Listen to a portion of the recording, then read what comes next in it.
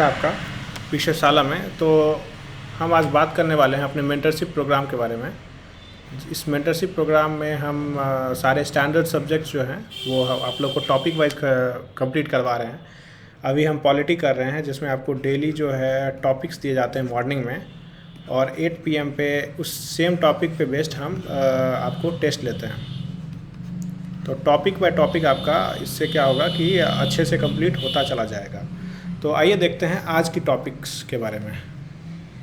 तो आज डे 3 है हमारा पॉलिटी का, जिसमें हम पॉलिटी में आपको कैग के बारे में पढ़ना है, कंप्ट्रोलर एंड ऑडिटर जनरल, और अटॉर्नी जनरल ऑफ इंडिया के बारे में पढ़ना है। आपको इसके लिए लक्ष्मीकांत बुक रेफ़र करनी है और NCERT बुक रेफ़र करनी है। लक्ष्मीकांत की चैप्टर नंबर 51 और 52 में ये दोनों टॉपिक्स दिए हुए हैं। अब आइए देख लेते हैं कि इम्पॉर्टेंट टॉपिक्स ये कैग और अटॉर्नी जनरल में आप लोगों को कैसे पढ़ना कैसे है। मान लीजिए जैसे अटॉर्नी जनरल है, तो जब आप लक्ष्मीकांत या कोई भी बेसिक बुक से पढ़ेंगे, आप लोगों को ये पता होना चाहिए पहली बात कि किस आर्टिकल में मेंशन है ये अटॉर्नी जनरल, किस आर्टिकल में मेंशन है। दूसरा, वर्क क्या है इनका, मतलब अगर ये लीगल एडवाइस देते हैं तो इनका एडवाइस किस तरह से किस तरह का एडवाइस ये देते हैं।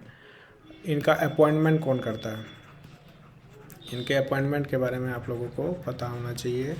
और इनका रेमुनरेशन जो होगा, रेमुनरेशन किसके द्वारा फिक्स किया जाता है, इसका रेमुनरेशन किसके द्वारा फिक्स किया जाता है। तीसरा, इनके पास राइट्स कौन से हैं,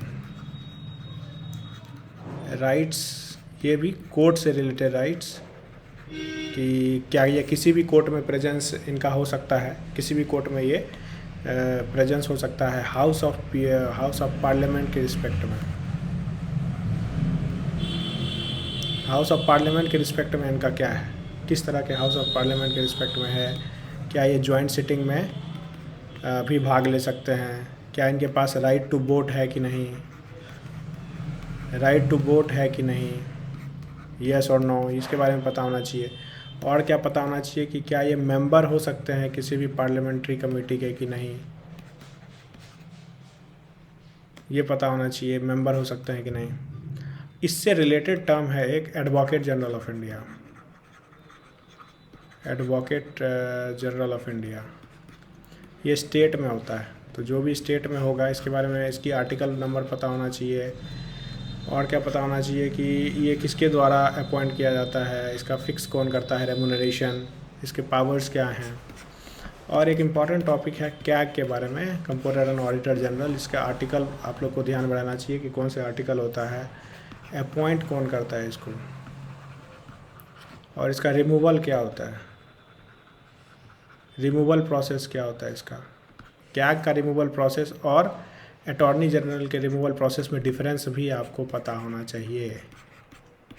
क्या कैग को हटाना इतना ही आसान है जितना अटॉर्नी जनरल को। इसका ऑफिस का पीरियड पता होना चाहिए कि ऑफिस का पीरियड और कितना होता है, 4 साल, 5 साल, 6 साल, ये पता होना चाहिए। और आप लोगों को ये पता होना चाहिए कि क्या ये रीअपॉइंट होते हैं कि नहीं, मतलब एक बार टेन्योर ख़त्म होने के बाद क्या इनको रीअपॉइंट किया जा सकता है कि नहीं। अगला, इसका और पब्लिक अकाउंट कमेटी का क्या रिलेशन है। ये गार्जियन ऑफ जितने भी पर्स हैं इनको बोला जाता है। दूसरा, एक अमेंडमेंट एक्ट आया था कि 1971 एक्ट है, और इसका एक अमेंडमेंट एक्ट आया था 1976 में। और ये 3 रिपोर्ट सबमिट करता है प्रेसिडेंट को। वो रिपोर्ट्स के नाम क्या क्या हैं ये सब पता होना चाहिए। तो ये फोकस एरियाज़ हमने डिस्कस कर लिया है। तो आप लोग इस टॉपिक को पढ़ें, इन दोनों टॉपिक को। और आज आपको हमारे वेबसाइट pcsala.com में स्टैटिक क्विज सेक्शन है, स्टैटिक क्विज सेक्शन में आपको आज 8 बजे जो है इस टॉपिक पे टेस्ट लिया जाएगा। Thank you. अगर आपको ये वीडियो अच्छा लगा तो वीडियो को लाइक करें और चैनल को सब्सक्राइब करें।